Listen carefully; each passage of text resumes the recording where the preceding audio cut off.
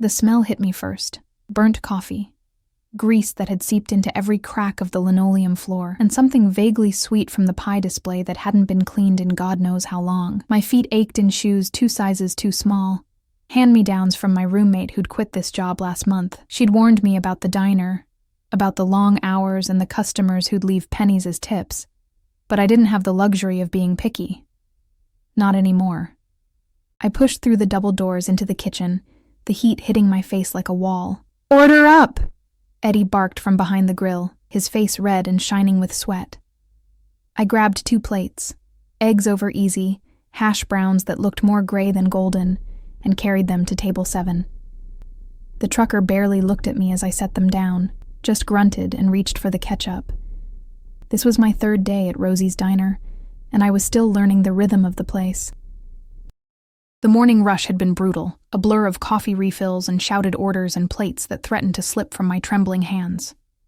Now, at 2 in the afternoon, the lunch crowd had thinned to a handful of regulars who knew better than to expect much from a place like this. I was invisible here, just another waitress in a stained apron, dark circles under my eyes from too many sleepless nights in an apartment where the heat barely worked. 23 years old, and I felt ancient, worn down by a city that chewed up girls like me and spit them out without a second thought. The bell above the door chimed, and I glanced up out of habit. Everything slowed. 3 men walked in, but my eyes locked on the one in the middle. He moved like water, fluid and unhurried, while the 2 flanking him scanned the room with sharp, predatory gazes. The man in the center wore a suit that probably cost more than my entire year's rent. Charcoal gray, perfectly tailored to broad shoulders that tapered to a narrow waist. His shoes were Italian leather, gleaming even in the diner's fluorescent lights. But it was his face that made my breath catch. Sharp jawline, dark hair swept back with a precision that spoke of expensive barbers and morning routines I couldn't fathom. He had the kind of face that belonged on magazine covers or movie screens, all angles and shadows, and his eyes, dark, almost black, swept the diner with an intensity that made the hair on my arms stand up. He didn't belong here. None of them did. The 2 men with him positioned themselves near the door and the back exit, their hands resting casually at their sides in a way that seemed anything but casual. Security, I realized. Bodyguards. My manager, Rita, materialized from the back office, her eyes widening as she took in the trio. She smoothed her hair, suddenly flustered, and gestured toward the corner booth, the best seat in the house if you could call any seat in this dump good. "Right this way, sir," she said, her voice pitching higher than usual. The man in the center, the one who commanded the space around him like gravity itself bent to his will, nodded once. Brief, economical. He moved toward the booth, and as he passed me, I caught his scent. Expensive cologne, cedar, and something darker, mixed with the faint smell of cigarette smoke. It was intoxicating and terrifying all at once. He didn't look at me. I was beneath his notice, just part of the scenery. I should have been relieved. Instead, something in my chest twisted with an emotion I couldn't name. Rita assigned me to his table, probably because I was the newest, and she didn't want to deal with whatever this was. My hands shook as I grabbed a notepad and pen, taking a breath before approaching the corner booth. Up close, he was even more intimidating. He sat with perfect posture, one hand resting on the table, the other hidden beneath it. A gold watch caught the light, Rolex probably, or something equally obscene. His fingers were long, elegant, but I noticed the scars on his knuckles. These were hands that had done damage. "What can I get you?" My voice came out steadier than I expected. Those dark eyes lifted to my face, and for a moment, the world narrowed to just the 2 of us. He studied me with an intensity that made me feel naked, exposed, like he could see every secret I'd ever kept. The corner of his mouth quirked, not quite a smile, but something. Coffee. Black. His voice was deep, smooth like aged whiskey. There was an accent there, subtle but present. Italian, maybe, or something Mediterranean. Anything else? That will be all. Dismissal, clear and final. I nodded and retreated, feeling his gaze on my back like a physical touch. My hands shook as I poured the coffee. black as he'd requested. When I returned to his table, he was on his phone, speaking in rapid Italian to someone. He didn't acknowledge me as I set the cup down, didn't even pause his conversation. I was invisible again. The afternoon dragged on. The man sat in his corner booth, occasionally making calls, occasionally just watching the street through the window. His guards remained at their posts, silent and alert. Other customers gave them a wide berth, sensing something dangerous, even if they couldn't articulate what. At 4 o'clock, the bell chimed again. 2 men entered, but these were different. Ragged clothes, wild eyes, the kind of desperate energy that set off alarm bells in my head. One of them had a gun. I saw it tucked into his waistband as he moved. Oh God, everything happened so fast. The taller one, stringy hair, track marks on his arms, pulled out the gun and fired a shot into the ceiling. The sound was deafening in the enclosed space. Someone screamed. I dropped the coffee pot I'd been holding, and it shattered on the floor, hot liquid splashing across my legs. "Nobody fucking move!" the gunman shouted. "This is a robbery! Wallets, phones, jewelry, everything in the bag now." His partner, shorter and twitchy, started moving through the diner with a dirty canvas bag. I saw the man in the corner booth shift, saw his guards reach for something, but he stopped them with a slight movement of his hand. His face was calm, almost bored. As he watched the chaos unfold, the shorter robber reached my station, thrust the bag at me. "Come on, bitch, hurry up." I fumbled for my apron pocket, where I kept my tips, maybe $20 in crumpled bills. My phone. That was all I had. I dropped them in the bag with shaking hands. Then they moved to the corner booth. The tall one, the one with the gun, approached the man in the suit. "You. Nice watch. Give it here." The man looked up slowly, and I saw something flicker in his eyes, not fear. Something colder, more dangerous. "I don't think so," he said quietly. The gunman laughed, a manic sound. "You think you're tough? You think—" He raised the gun, pointing it directly at the man's head. I didn't think, didn't plan. My body just moved. I lunged forward, grabbing the gunman's arm just as he squeezed the trigger. The gun went off, the bullet going wide, shattering the window behind the booth. The recoil knocked me backward, and I fell hard on the broken glass and spilled coffee. Pain lanced through my palms, my knees. Everything exploded into chaos. The 2 guards moved like lightning, guns suddenly in their hands. The shorter robber tried to run and was slammed face first into a table. The gunman whirled toward me, rage contorting his features, and for a moment I thought I was going to die right there on the filthy diner floor. Then the man in the suit was there. He moved faster than should have been possible for someone so large, so solid. One moment he was sitting, the next he had the gunman's wrist in his hand, twisting it with surgical precision. I heard bones crack. The gun clattered to the floor. The gunman screamed. The man in the suit looked down at me, his dark eyes unreadable. "Are you hurt?" I couldn't speak, couldn't breathe. Blood dripped from my palms where glass had cut into them. My knees throbbed, but I shook my head. Sirens wailed in the distance, growing closer. "Matteo," the man said, not looking away from me. "Handle this." One of the guards, Matteo apparently, nodded and spoke rapidly into a phone. The other guard had both robbers subdued, hands zip-tied behind their backs. The man in the suit crouched down in front of me, and I caught his scent again, that intoxicating mix of cologne and danger. He reached out and I flinched, but he only turned my hand over gently, examining the cuts. "Brave," he murmured, almost to himself. Or foolish. Perhaps both. My voice cracked. I didn't want anyone to get hurt. Those dark eyes met mine, and something passed between us, something electric and terrifying and inevitable. "What's your name?" "Emma," I whispered. "Emma Hayes." He nodded slowly, as if filing this information away somewhere important. "Emma." The way he said my name made it sound like something precious, something worth remembering. The police burst through the door, guns drawn. Everything dissolved into shouting and questions, and hands pulling me to my feet. Paramedics appeared, fussing over my cuts, wrapping my palms in gauze. I watched through the chaos as the man in the suit spoke to the police. Not pleading or explaining, but stating facts in that same calm, authoritative voice. Within minutes, the officers were nodding, deferential. The robbers were hauled away, and then he was gone. Just like that. Disappeared into a black SUV that had been waiting outside. I hadn't even noticed it arrive. Rita sent me home early, told me to take the next day off. I walked to the bus stop in a daze, my bandaged hands throbbing. The whole thing felt surreal, like a fever dream. That night, I couldn't sleep. I kept seeing those dark eyes, kept feeling the ghost of his touch on my hand, kept wondering who he was, what kind of man traveled with armed guards and made police officers nervous. I should have been afraid.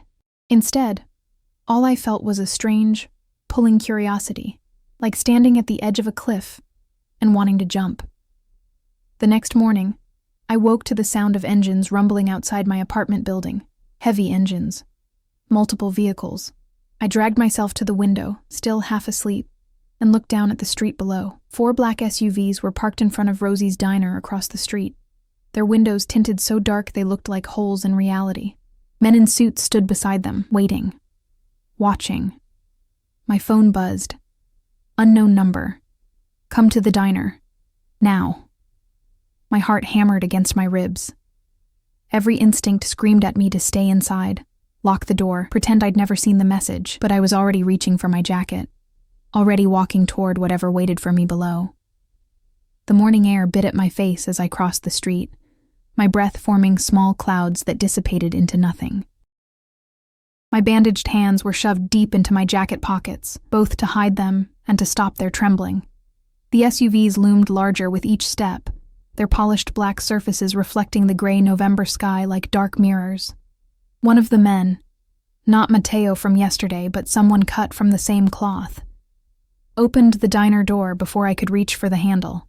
He didn't speak, just gestured inside with a slight tilt of his head. His eyes never quite met mine, but I felt evaluated nonetheless, measured and catalogued in a single glance. The diner was empty, completely empty. The open sign glowed in the window, but there were no customers, no Rita, no Eddie cursing behind the grill, just silence and the hum of the ancient refrigerator units. He sat in the same corner booth. Daylight streaming through the repaired window caught the angles of his face, making him look almost unreal. He'd removed his suit jacket, and his white shirt was rolled up to his elbows, revealing forearms that were all lean muscle, and more of those scars. A cup of coffee sat in front of him, untouched, steam still rising from its surface. "Sit," he said. Not a request. My legs carried me forward before my brain could engage. I slid into the booth across from him, the vinyl cracking beneath me, and forced myself to meet his gaze. Those dark eyes studied me with the same intensity as yesterday. But there was something different now. Something almost curious. "You didn't have to come," he said finally. "Your text suggested otherwise." The corner of his mouth twitched. "Fair. But you could have run, gone to the police, disappeared." "Should I have?" He leaned back, and the movement was so fluid it seemed choreographed. "Most people would have. Smart people." He paused, his fingers drumming once against the table, a brief break in his otherwise perfect control. "You saved my life yesterday. I started, but he held up one hand. "Don't diminish it. That man was going to shoot me. You stopped him." He reached inside his shirt pocket and pulled out a business card, sliding it across the table. Heavy cardstock. Minimalist design. Just a name and a phone number. Dante Moretti. The name resonated somewhere in the back of my mind. A warning bell I couldn't quite place. I picked up the card with my bandaged fingers, the gauze catching slightly on the paper's edge. "I don't understand what this is," I said slowly. "I pay my debts, Emma." The way he said my name again, like a caress, like a claim, made heat pool in my stomach despite the fear. "You risked your life for mine. That means something. It means I owe you. You don't owe me anything." His eyes darkened. "Yes, I do, and the Moretti family always pays its debts." Moretti. The name clicked into place then, puzzle pieces forming a picture I didn't want to see. I'd heard whispers, read headlines. The Moretti family controlled half the city's underground. Drugs, gambling, protection rackets. They were organized crime royalty, untouchable and dangerous. And I'd save the life of what? A captain? An enforcer? Who are you? I whispered. I think you've already figured that out. He took a slow sip of his coffee, watching me over the rim. The question is, what I'm going to do about it. My mouth went dry. Are you threatening me? No. The word was immediate, sharp. Never. But you've inserted yourself into my world now, whether you meant to or not. That comes with complications. I just work here. I don't want any part of your world. What you want stopped being relevant the moment you grabbed that gun. He set down his cup with careful precision. Those men yesterday, they weren't random junkies looking for cash. They were sent. A message from the Calabrese family, testing our defenses, seeing if I'd gotten soft. The words washed over me like cold water. I don't understand. You don't need to. He stood, and I had to crane my neck to look up at him. He was even taller than I'd realized, 6'3" at least, all controlled power. But they saw what you did, which means the Calabrese family now knows there's a waitress who matters to Dante Moretti. I don't matter to you. We don't even know each other. Something flickered across his face. Amusement, maybe, or something darker. I've had 8 men watching your apartment since yesterday afternoon, 3 more monitoring the diner. I know you take the number 7 bus to work. I know you share a 2-bedroom walk-up with a roommate named Jessica who works nights at St. Mary's Hospital. I know you moved to this city 6 months ago from Ohio, and you're working 3 jobs to make rent. The blood drained from my face. You had me investigated? I protect what's mine. I'm not yours. The words came out too loud, too sharp. His expression didn't change, but something in the air shifted, became heavier, more dangerous. You became mine when you took a bullet meant for me. He said it so calmly, as if stating a simple fact like the sky being blue or water being wet. Whether you accept that or not doesn't change reality.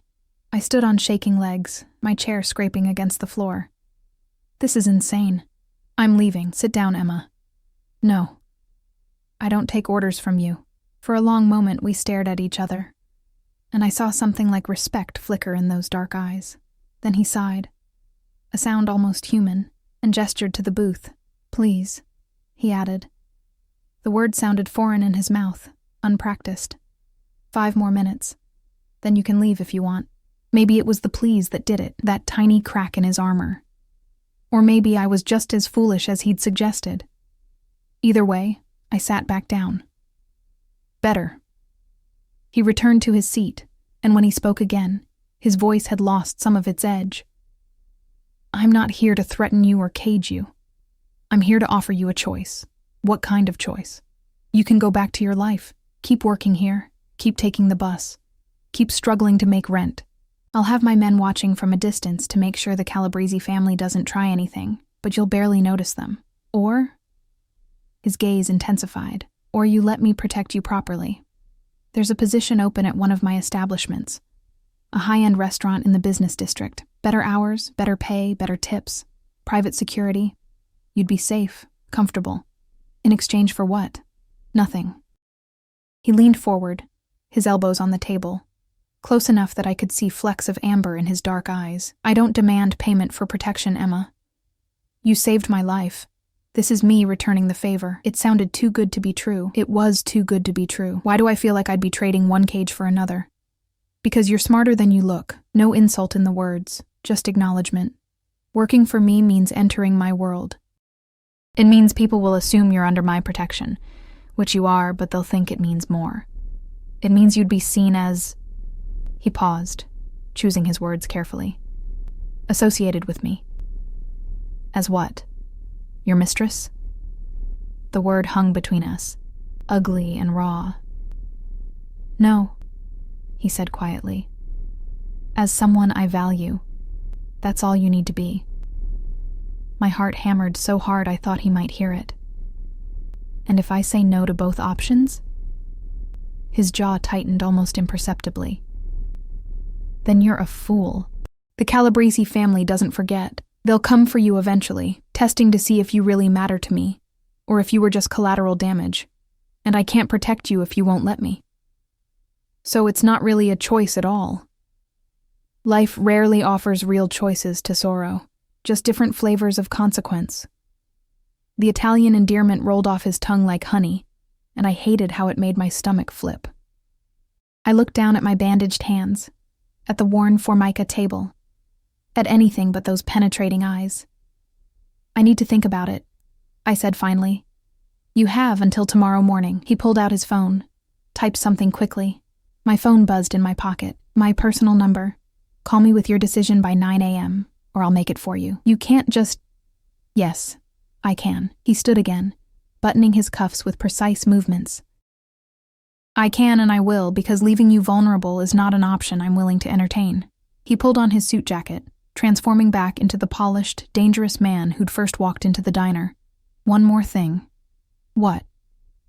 "The owners of this establishment have been very understanding about giving you time off, paid time off. Use it wisely." He was gone before I could respond, his guards materializing from wherever they'd been waiting to flank him out the door. Through the window, I watched him slide into the middle SUV, watched the convoy pull away with the smooth precision of a military operation. The diner felt emptier than ever in his absence. My phone buzzed again. Another text from his number. "The bandages need changing. There's a doctor at this address who'll see you. No questions asked. Go today." I stared at the screen until it went dark, my reflection ghostly in the black glass. What the hell had I gotten myself into? I went to the doctor. I told myself it was practical. My hands hurt, and I couldn't afford a real hospital visit anyway. The address led me to a brownstone in a neighborhood I'd never have dared enter before, where a woman with kind eyes and no curiosity cleaned my wounds properly and applied fresh bandages. "You're lucky," she said as she worked. "Could have been much worse." Lucky. Right. I spent the rest of the day in my apartment, staring at Dante's business card, at his number in my phone. Jessica came home from her shift and immediately noticed something was wrong. "Em, you okay? Rita said something happened at the diner yesterday. A robbery?" "Yeah, I'm fine." "You don't look fine. You look like you've seen a ghost, more like the devil," I thought. But I forced a smile and changed the subject, and eventually Jessica let it drop. She was too exhausted from her own shift to push, which I was grateful for. How could I possibly explain what had happened? How could I make her understand that I'd somehow stumbled into a world where men had armed guards and personal doctors, and the power to empty diners with a phone call? That night, I dreamed of dark eyes and expensive cologne, of hands with scarred knuckles reaching for me. I woke up tangled in sweat-soaked sheets, my heart racing, desire and fear warring inside me until I couldn't tell them apart. By 8 a.m., I still hadn't decided. By 8:30, I was pacing my apartment, wearing a path in the already worn carpet. At 8:45, my phone rang. Dante's number. I stared at it for 3 rings before answering. "You're early," I said. "I'm impatient." His voice was rough, like he'd just woken up, and the intimacy of it made my breath catch. "Have you decided?" "I don't want to work for you." Silence. Then, "Explain." "Because once I do, I can't go back. You said it yourself. And I don't want to think I belong to you. I don't want to be owned. I never said anything about owning you." "Didn't you?" I gripped the phone tighter. "You've already decided my life for me. Surveillance, doctors, job offers. You're drawing a cage around me and calling it protection. To keep you alive." The roughness in his voice had transformed into something sharper, almost angry. "Do you think this is easy for me? Do you think I enjoy knowing that my enemies might hurt you just to get to me? Then let me go. Forget about me. I can't." The words came out raw, honest. "Believe me, I've tried, but every time I close my eyes, I see you lunging for that gun. I see you bleeding on that floor, and I know, that if something happened to you because I didn't protect you, it would destroy something in me I didn't even know could still be destroyed." My throat tightened. "You don't even know me. Then let me." A pause. "Please." That word again, so foreign and precious coming from him. "What are you really asking me, Dante?" "I'm asking you to trust me. I'm asking you to let me keep you safe. And maybe I'm asking for the chance to know the woman brave enough or foolish enough to take a bullet for a monster. You're not a monster. You don't know what I am." His voice dropped to barely above a whisper. But I want you to. God help me. I want you to know all of it and stay anyway.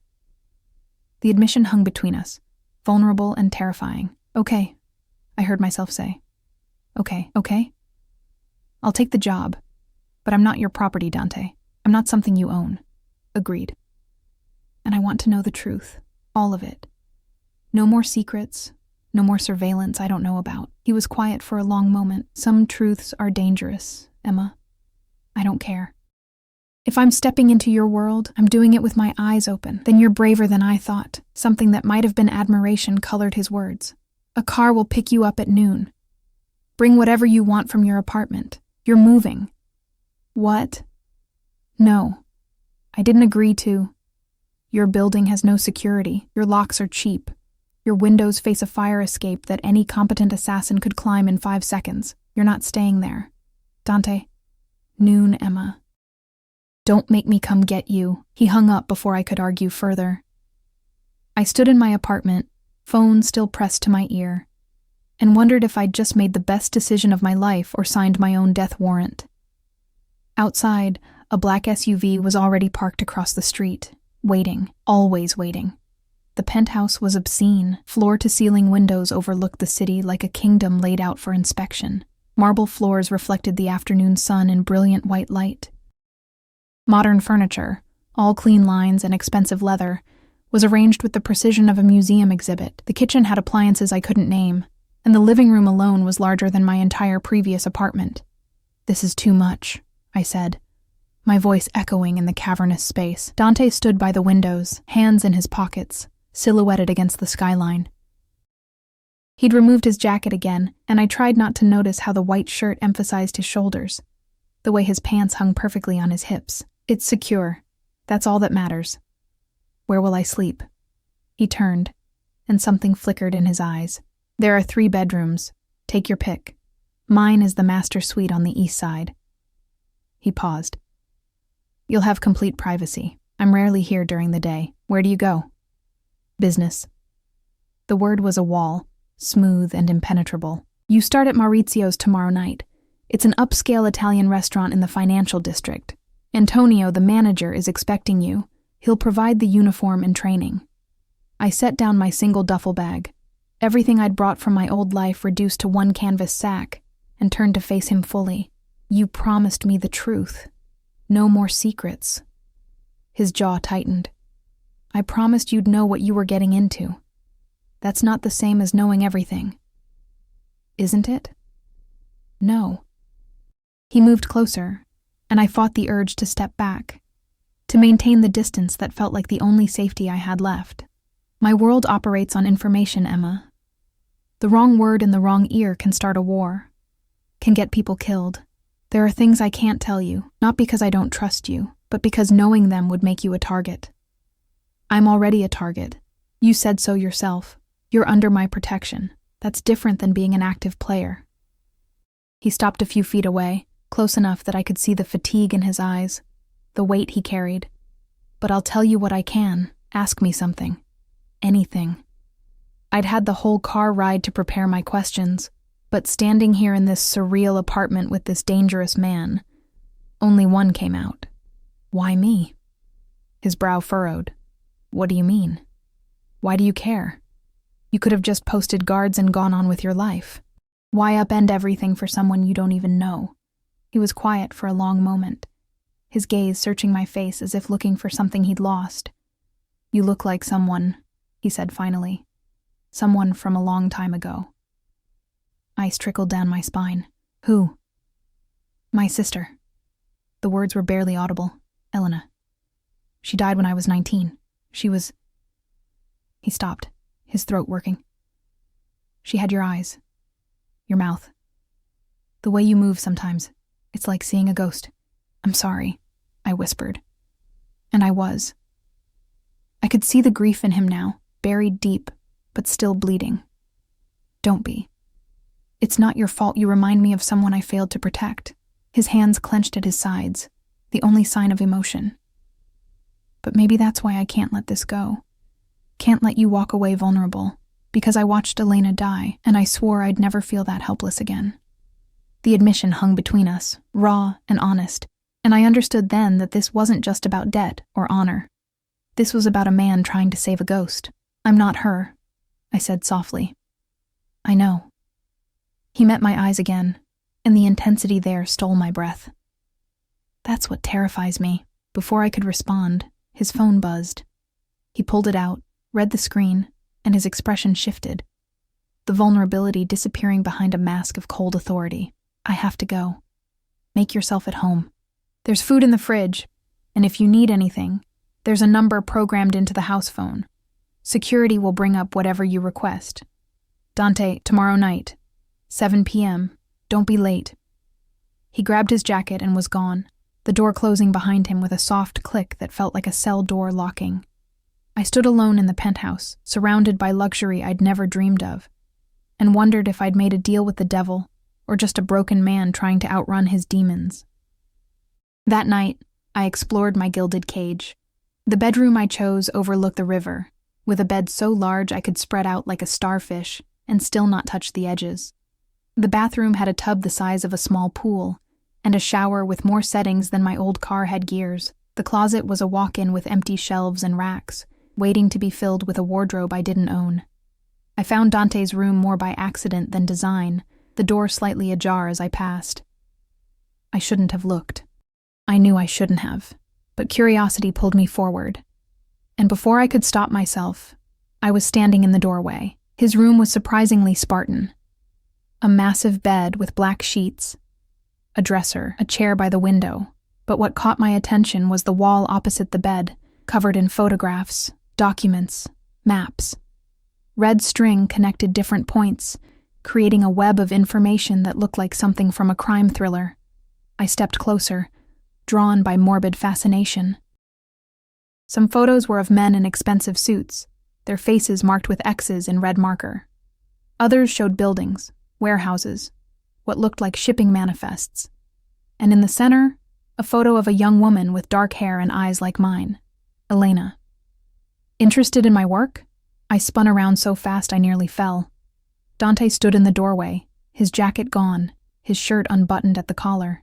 He looked exhausted, dangerous, and something else, vulnerable maybe, at being caught with his defenses down. "I'm sorry," I stammered. "I didn't mean to intrude. The door was open. I left it open." He moved into the room, his eyes never leaving mine. "Part of the truth you wanted. This is what I do, Emma. I hunt the men who killed my sister. The Calabrese family took her from me, and I've spent the last 8 years destroying them piece by piece." I looked back at the wall, at the web of vengeance mapped out in photographs and string. "Is that why they sent those men to the diner? Because you're winning? Because I'm close." He stood beside me now, close enough that I could feel the heat radiating from his body. "Giorgio Calabrese, the head of the family. He has something I need. Information about the night Elena died. About who gave the order and why. Once I have that, I can finish this. And then what?" His laugh was bitter. "Then I figure out who I am when I'm not consumed by revenge." I turned to face him, and the proximity stole my breath. We were inches apart, close enough that I could count his eyelashes, see the faint scar above his eyebrow. "You can't get her back, Dante, no matter how many people you destroy." "I know." His voice was rough.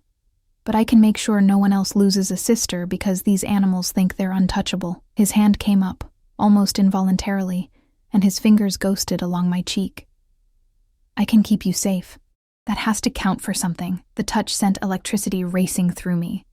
Desire mixing with fear in a cocktail that left me dizzy. I should have pulled away, should have put distance between us. Instead, I leaned into his palm, let my eyes flutter closed for just a moment. "Emma." My name was a warning, a prayer. "You should go. Now." "Why?" "Because I'm not a good man. Because every instinct I have is telling me to pull you close and never let go. And that's dangerous for both of us." His thumb traced my bottom lip, and I shivered. "Because if you stay in this room one more second, I'm going to do something we'll both regret." I opened my eyes and found his gaze burning into mine, dark and hungry and barely controlled. My heart hammered against my ribs, fear and want warring inside me until I couldn't tell them apart. "What if I don't want to go?" His control cracked. I saw it happen, saw the moment the careful walls he'd built came crashing down. His other hand came up to cup my face, tilting my head back, and for a breathless second, I thought he was going to kiss me. Instead, he pressed his forehead to mine, his breath coming fast and ragged. "Don't do this. Don't make me want something I can't have." "Who says you can't have it? I do." He pulled back, and the loss of his touch felt like winter. "You're here because I'm keeping you safe. Anything more than that, and I'm no better than the men I hunt. Men who take what they want without care for the consequences. What if I'm offering? Then you don't understand what you're offering."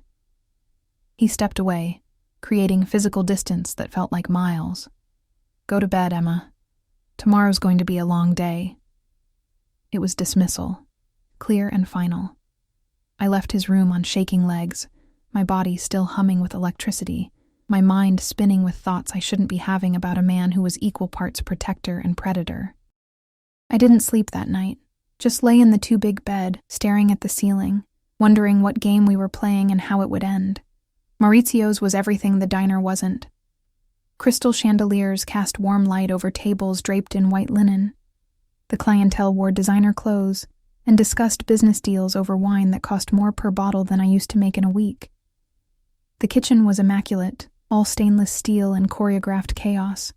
Antonio, the manager, was a compact Italian man, with kind eyes and an accent thicker than Dante's. He walked me through the restaurant, pointing out sections and introducing me to the staff. Everyone was polite, professional, but I saw the curiosity in their eyes. They knew I was connected to Dante somehow, and that made me interesting, or dangerous, or both. "You'll start with the smaller tables," Antonio explained, leading me to the staff room. "Learn the menu, learn the rhythm. Once you're comfortable, we'll move you to the VIP section." "The VIP section?" His smile was knowing. "Where Mr. Moretti's associates dine. Don't worry, they tip very well." He left me with a uniform, black dress, white apron, simple but elegant, and told me to be ready by 6 for the dinner service. I changed in the bathroom, staring at my reflection in the mirror. I looked different somehow. Older, maybe. More polished. Like I was playing dress-up in someone else's life. The evening shift was intense. I stumbled through orders, mixed up table numbers, spilled wine on my apron, but the other servers were patient, guiding me through the chaos with good humor. And the tips. God, the tips. I made more in one night than I'd made in a week at the diner. At 10 p.m. during a brief lull, Antonio called me to his office. "You did well for your first night," he said, gesturing for me to sit.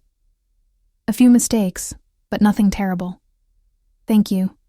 Everyone's been very kind. They know you're important." He leaned back in his chair, studying me. "Mr. Moretti doesn't bring people into his world lightly. The fact that you're here means you matter to him." I started, but he held up a hand. "Whatever you are, it's none of my business. But I've worked for the Moretti family for 20 years, since Dante's father ran things. And I've never seen him look at someone the way he looks at you." My cheeks burned. "He doesn't look at me any particular way." Antonio's smile was sad.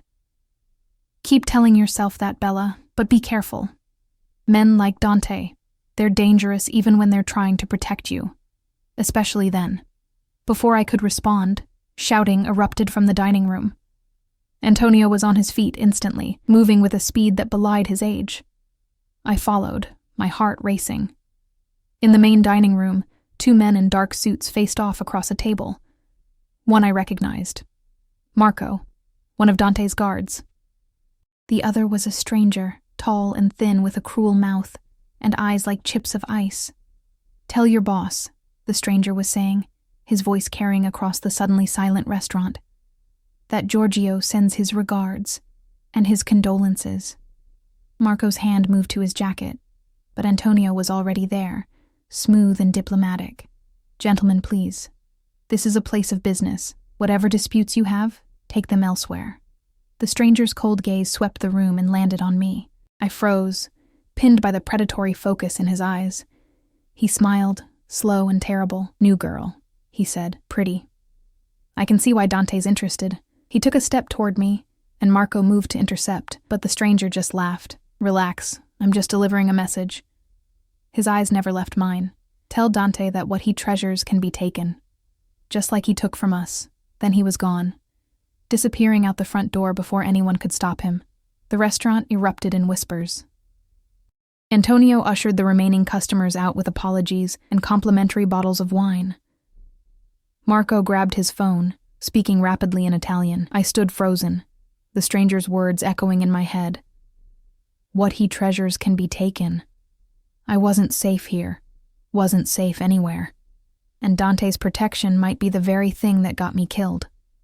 Dante arrived 20 minutes later, and the temperature in the restaurant dropped 10 degrees. He moved through the front door like a storm given human form, his guards flanking him in tight formation. His face was a mask of cold fury, all the warmth I'd glimpsed in unguarded moments buried beneath ice. When his eyes found me, still standing frozen near the bar where Marco had positioned me, something flickered in their depths. Relief, maybe, or fear. Tell me exactly what he said. His voice was controlled, but I heard the razor's edge beneath it. Every word, Emma. I recounted the encounter, my voice steadier than I felt. Dante listened without interrupting, his jaw tightening with each sentence. When I finished, he turned to Marco and spoke in rapid Italian, too fast for me to catch more than a few words. Calabresi. Threat. Protection. Antonio, Dante said, switching back to English. Close early. Send everyone home with full pay. Station guards at every entrance. Already done, boss. Antonio nodded toward the kitchen where I could see staff filing out the back exit. What do you need from me? Keep your ears open. If Giorgio's men are getting bold enough to walk into my establishments, something's changed. Dante's hand clenched at his side. I want to know what. Antonio left, and suddenly it was just Dante, his guards, and me in the empty restaurant. The silence felt suffocating. You're angry, I said quietly. His eyes snapped to mine. Angry doesn't begin to cover it. He closed the distance between us in 3 strides, his hands coming up to frame my face, tilting it up so he could examine me. Did he touch you? No. He just looked and talked. Looking is enough. His thumbs traced my cheekbones, the touch gentle despite the fury radiating from him. I should never have brought you here, should have sent you away the moment those men walked into the diner. You said you couldn't. I know what I said. He dropped his hands and stepped back, creating distance that felt deliberate. Matteo, bring the car around. Emma's coming with me. Where are we going? Somewhere they can't find you, somewhere safe. He was already moving toward the door, expecting me to follow, and I did, because what choice did I have? The stranger's cold eyes haunted me, his words about taking what Dante treasured playing on loop in my mind. The SUV was waiting outside, engine purring. Dante held the door open, and I slid into the back seat, the leather cold against my legs. He climbed in beside me, and Matteo took the driver's seat. Another SUV pulled up behind us, Marco and 2 other guards. Where are we going? I asked again as we pulled into traffic. My family's estate, outside the city. Dante stared out the window, his profile carved from granite. No one knows about it except immediate family and my most trusted men. You'll be safe there. For how long? As long as it takes. That's not an answer. He turned to look at me then, and the raw emotion in his face stole my breath. Until I end this. Until Giorgio Calabresi is no longer a threat to you or anyone else I care about. You're going to kill him. It wasn't a question, but he answered anyway. Yes. The certainty in that single word should have terrified me. Instead, I felt something else. Something dark and primal that recognized the predator in him and responded to it. When? Soon. His hand found mine in the darkness of the car, his fingers threading through mine with surprising gentleness. I've been building toward this for 8 years. Every move, every decision, all leading to one moment, and now that it's finally here, all I can think about is you. What about me? That I'm about to do something that might get me killed, and the thought of leaving you alone is worse than the thought of dying. He laughed, bitter and raw. You've unmade me, Emma. In a matter of days, you've become the thing I can't lose. My throat tightened. You barely know me. I know you're brave. I know you throw yourself at armed men to save strangers. I know you look at me like I'm still human, even after seeing the monster. His grip on my hand tightened. I know that when I thought that bastard might have hurt you tonight, I wanted to burn the entire city to the ground. That's not knowing me. That's obsession. Maybe. He brought my hand to his lips, pressing a kiss to my knuckles that sent heat racing through me, but I'm past pretending otherwise. The rest of the drive passed in charged silence. We left the city behind, the lights fading into darkness as we wound through increasingly rural roads. Trees pressed close on either side, their branches forming a canopy overhead that blocked out the stars. Finally, we turned through iron gates that swung open at our approach. A long driveway led to a sprawling villa, all stone and elegant architecture that spoke of old money and older power. Lights blazed from every window, and I saw more guards positioned at strategic points around the property. "This is your family home?" I asked as Matteo parked near the front entrance. "Was. My father built it for my mother. After they died, I couldn't bring myself to sell it." Dante climbed out and came around to my side, offering his hand. "Elena loved it here. She used to run through those gardens like she owned the world." I took his hand and let him help me out. Our fingers still linked as he led me up the stone steps. The front door opened before we reached it, revealing a woman in her 60s with steel-gray hair and sharp eyes. "Dante," she said, her accent thick. "You bring a guest. Emma, this is Rosa. She's managed this estate since before I was born." He squeezed my hand once before releasing it. "Rosa, this is Emma Hayes. She'll be staying here for a while. Give her the blue room overlooking the gardens." Rosa's eyes swept over me, assessing, and I felt suddenly conscious of my waitress uniform, my cheap shoes, the fact that I clearly didn't belong in a place like this, but whatever she saw must have satisfied her, because she nodded and gestured for me to follow. "Come, child. I'll show you to your room." I glanced back at Dante, but he was already deep in conversation with Matteo, his phone pressed to his ear. The moment of vulnerability had passed, replaced by the cold authority of a man planning war. Rosa led me through hallways lined with portraits and expensive art, up a grand staircase, and down another corridor until we reached a door at the end. The blue room was stunning, all soft colors and antique furniture, with French doors that opened onto a balcony overlooking gardens I could barely make out in the darkness. "There are clothes in the closet," Rosa said, moving to light a fire in the stone fireplace. "Dante had them brought from the penthouse. If you need anything else, use the phone by the bed." "Thank you." She paused at the door, studying me again with those sharp eyes. "You're the one from the diner, the one who saved him." "I guess. He hasn't brought a woman here since Elena died." Rosa's expression softened slightly. "Whatever you are to him, be careful. Men like Dante, they don't know how to love without destroying." She left before I could respond, the door clicking shut behind her. I stood alone in the beautiful room, surrounded by luxury that felt like another cage, and wondered if Rosa was right, if being treasured by Dante Moretti was just another form of destruction. I woke to sunlight streaming through the French doors and the sound of voices drifting up from the gardens below. For a disoriented moment, I couldn't remember where I was. Then it all came crashing back. The restaurant, the threat, the midnight drive to this estate. I climbed out of bed and moved to the balcony, pushing open the doors. The gardens were breathtaking in daylight, all manicured hedges and flower beds that probably cost more to maintain than most people's mortgages. And in the center, on a stone patio, Dante sat at an iron table with 3 other men.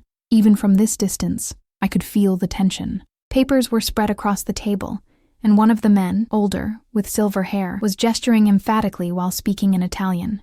Dante listened with that same cold focus I'd seen in the restaurant, occasionally interjecting with questions or commands. This was him in his element. The Don, the boss, the man who held life and death in his hands. I should have been terrified. Instead, I couldn't look away. As if sensing my gaze, Dante's head turned, his eyes finding mine across the distance. Even from here, I felt the impact of that look, possessive, protective, hungry. He said something to the men, then stood and walked toward the villa, disappearing from view. My heart hammered as I heard footsteps in the hallway, then a knock at my door. "Come in," I called, already knowing who it would be. Dante entered, and he looked different in daylight, softer somehow, despite the same expensive suit and controlled movements. He'd shaved, and I caught the scent of his cologne as he crossed to where I stood on the balcony. "You slept well?" he asked. "As well as can be expected." I gestured toward the gardens. "Important meeting?" "Planning." He leaned against the balcony railing, his eyes on the horizon. "Giorgio has made his move by threatening you. Now I make mine." "When?" "Tonight." He turned to face me, and I saw the resolve in his expression. "There's a shipment coming in. Weapons that Giorgio needs for a territorial push. We're going to intercept it, cut off his supply line and force him into the open." Fear coiled in my stomach. "That sounds dangerous." "It is." "Then why are you telling me? Why not just keep me here in ignorance?" His jaw tightened. "Because you asked for the truth, because you deserve to know what's happening and why." He reached out, tucking a strand of hair behind my ear. "Because if something goes wrong tonight, I need you to know that everything I've done, bringing you here, protecting you, turning your life upside down, all of it was to keep you safe. Dante, listen to me." His hands framed my face, his forehead dropping to rest against mine. "If I don't come back, Matteo has instructions. He'll take you somewhere far from here, set you up with a new identity, enough money to start over. The Calabrese family will have no reason to come after you if I'm gone. Stop talking like you're already dead." I'm being realistic. His breath ghosted across my lips, and desire pooled hot and urgent in my stomach. "I've made a lot of enemies, Emma. Tonight I'm walking into a situation where any one of them could end me. I need to know you'll be okay if that happens. I don't want you to die for me. I'm not dying for you. I'm living for you." His thumbs traced my cheekbones, and I saw his control cracking again, saw the want in his eyes that matched the ache in my own chest. "That's what you've given me. A reason to survive this instead of just seeking revenge. Then survive it." I grabbed his shirt, fisting the expensive fabric in my hands. "Come back to me, Emma." My name was a warning, a plea. I didn't let him finish. I pulled him down and pressed my lips to his. For a heartbeat, he froze. Then his control shattered completely. He kissed me like a drowning man finding air, his hands sliding into my hair, tilting my head to deepen the angle. His mouth was hot and demanding, tasting of coffee and something darker, more dangerous. I melted against him, all my fears and doubts burning away in the heat of his touch. When we finally broke apart, both breathing hard, his eyes were nearly black with desire. "That was a mistake," he said roughly. "I don't care. You should."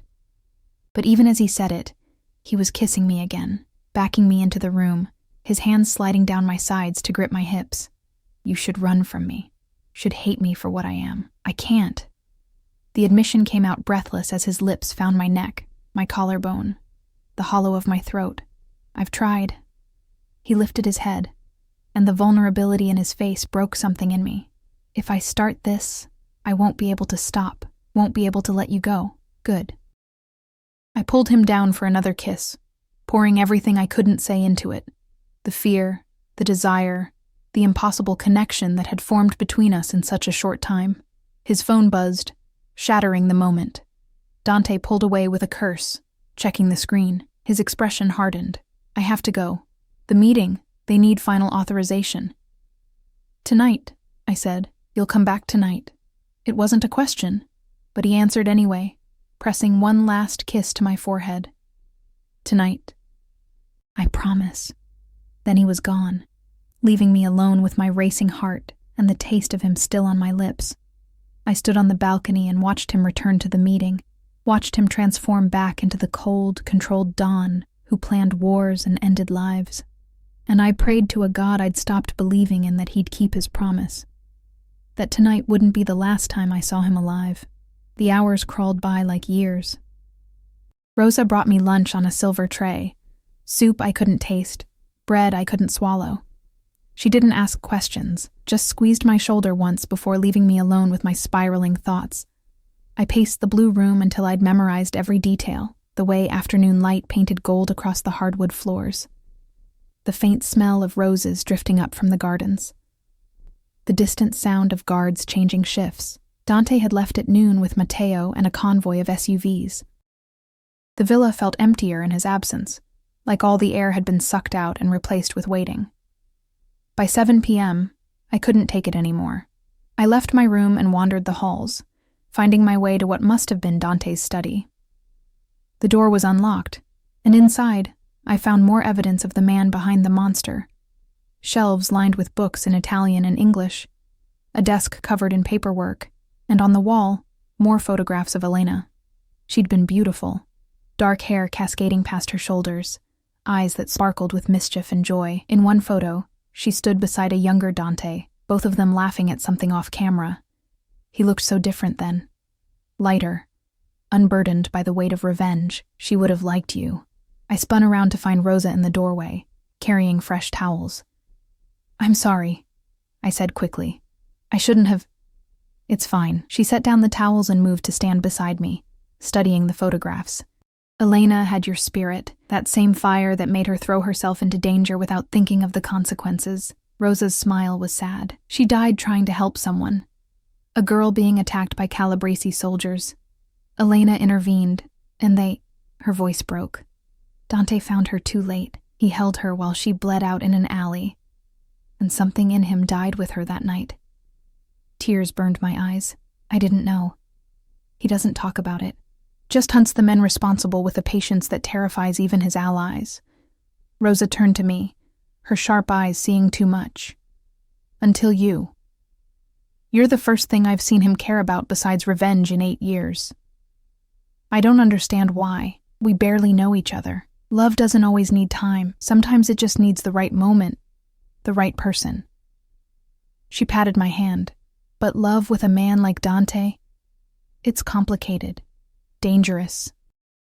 Are you prepared for that? I don't think I have a choice anymore." "We always have choices, child. The question is whether we're brave enough to make them." She left me alone with Elena's photographs and my churning thoughts. I stayed in the study until darkness fell, until the only light came from a lamp on Dante's desk. I sat in his chair, surrounded by his scent, cologne and leather and something uniquely him, and prayed. The call came at 11 p.m. Rosa burst into the study, her face pale. "It's Matteo. There's been shooting. Dante, he's been hit." The world tilted sideways. "What? Where is he?" "They're bringing him here. The hospital isn't safe. Too many Calabrese informants." She grabbed my arm, her grip surprisingly strong. "He asked for you, kept saying your name." I ran. Down the hallways, down the grand staircase, through the front door, and out into the night where headlights were cutting through the darkness. The lead SUV screeched to a halt, and Matteo jumped out, his shirt covered in blood. "He's alive," Matteo said before I could ask. "Bullet caught his shoulder. Lost a lot of blood, but he's alive." 2 guards emerged from the back seat, half carrying, half dragging Dante between them. His face was ashen, his shirt soaked red, but his eyes found mine immediately. "Emma." My name came out rough, pained. "I'm here." I rushed to his side, my hands hovering uselessly. "I'm right here." They carried him inside to a room I hadn't seen before. A medical suite complete with monitors and equipment that looked like it belonged in a hospital. A doctor was already waiting, a woman with steady hands and no questions. "Out," she ordered. "All of you except the one holding his hand." She meant me. I realized I'd grabbed Dante's hand without thinking, was clutching it like a lifeline. The others filed out, leaving just the 3 of us in the sterile room. "This is going to hurt," the doctor said to Dante as she cut away his shirt, revealing the wound in his shoulder. Blood still oozed from the entry point, dark and thick. The bullet went through. "That's good. Means I won't have to dig for it. But I need to clean and stitch." "Just do it!" Dante gritted out. What followed was brutal. The doctor worked with efficient precision, cleaning the wound with alcohol that made Dante's hand tighten around mine until I thought my bones would crack. He didn't scream, didn't make a sound except for harsh breathing through clenched teeth. but I felt his pain in every tremor, every spike in his pulse where my fingers pressed against his wrist. "Talk to me," he said suddenly, his eyes squeezed shut. "Please, Emma. Talk to me." "About what?" "Anything, everything. I need to hear your voice." So I talked. I told him about Ohio, about my childhood in a small town where everyone knew everyone, about my mother who'd died when I was 16, my father who'd remarried too quickly to a woman who made it clear I wasn't welcome, about coming to the city with nothing but hope and a duffel bag, about working 3 jobs and still barely scraping by. "I was drowning," I whispered as the doctor began stitching. Every day felt like treading water, knowing eventually I'd go under. And then you walked into that diner and everything changed. You changed it. His eyes opened, finding mine. "For better or worse, I don't know yet." I brushed sweat-dampened hair from his forehead. "Ask me again when you're not bleeding all over expensive sheets." That pulled a ghost of a smile from him. "Deal." The doctor finished 30 minutes later, bandaging his shoulder with tight professional efficiency. "You'll live, but you need rest. Real rest. Not whatever macho bullshit you're planning." She packed up her supplies. "I'll be back tomorrow to check the wound. Call if there's fever or increased bleeding." She left, and suddenly it was just the 2 of us in the quiet room. Dante struggled to sit up, and I helped him, propping pillows behind his back. "What happened out there?" I asked. "We intercepted the shipment, but Giorgio was expecting us, had twice the men we anticipated." His jaw tightened. "We lost 2 of mine, good men with families. I'm sorry." "So am I." He reached for me with his good arm, pulling me down to sit on the edge of the bed. "But we got what we came for, the weapons, and more importantly, Giorgio's ledger. Names, dates, every dirty deal he's made in the last 5 years, including proof that he ordered the hit on Elena." My breath caught. "So it's over?" "Almost." His hand cupped my face, thumb stroking my cheek. "I have enough to bury him now, to turn over to the authorities and watch him rot in prison, or what? Or I can end it myself, 1 bullet, clean and final. The way he deserves." I heard the question beneath the words. What kind of man did I want him to be? The one who sought justice through the system? Or the one who took it with his own hands? "What do you want?" I asked quietly. He was silent for a long moment, his dark eyes searching mine. I thought I wanted his blood, thought nothing else would satisfy the rage that's been eating me alive for 8 years. His hand slid into my hair, cradling the back of my head. "But sitting in that SUV, bleeding, thinking I might die before seeing you again. All I wanted was this. You. A chance at something other than revenge. You can have both." "No." His voice was firm. "If I kill him, I become exactly what Elena would have hated. A murderer who puts vengeance above everything else, including the people I love." He pulled me closer, until our foreheads touched. "I'm choosing you, Emma. I'm choosing life over death." The words cracked something open in my chest. "You love me? Terrifyingly. Completely. From the moment you grabbed that gun without hesitation." His smile was soft, vulnerable. "I don't deserve you. Don't deserve this second chance. But if you'll have me, broken and damaged, and probably too possessive for my own good, I swear I'll spend the rest of my life being worthy of you." I kissed him, tasting salt and copper and hope. "You're already worthy, liar," he murmured against my lips. "Beautiful liar." We stayed like that for a long time, wrapped up in each other, the night quiet around us. Finally, exhaustion pulled at him, his eyes drooping despite his best efforts to stay awake. "Sleep," I whispered. "I'll be here when you wake up. Promise?" "Promise." I watched him drift off, his breathing evening out, his face relaxing into something almost peaceful. Then I slipped out of the room and found Matteo waiting in the hallway. "How is he?" Matteo asked. "Alive. Choosing justice over revenge." I met his eyes. "What happens now?" "Now we turn over everything we have to the federal prosecutor, a man Dante's family has carefully cultivated as an ally over the years. Giorgio Calabresi will be arrested by morning, along with most of his top lieutenants. The family will be dismantled from the inside. And Dante? walks away clean. He's always been careful to keep his hands relatively unstained. No drugs, no human trafficking, nothing that can't be explained as legitimate business.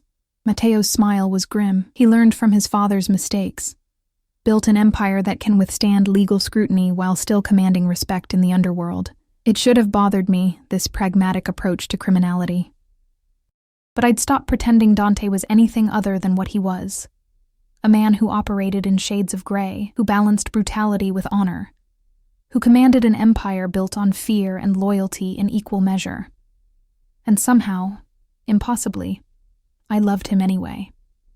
3 months later, I stood in the gardens of the villa, watching spring paint the world in shades of green and gold.